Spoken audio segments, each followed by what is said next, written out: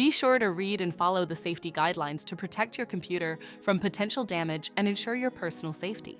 For more information about safety guidelines, see the owner's manual at dell.com/support. Before you begin, turn off the computer and disconnect all the attached peripherals. To remove the solid-state drive 2230, unlatch the side cover and slide the cover off the system. Identify the solid-state drive and remove the screw securing it. Lift the drive out of the system. To reinstall the solid-state drive 2230, place it back in the system and secure it with the screw.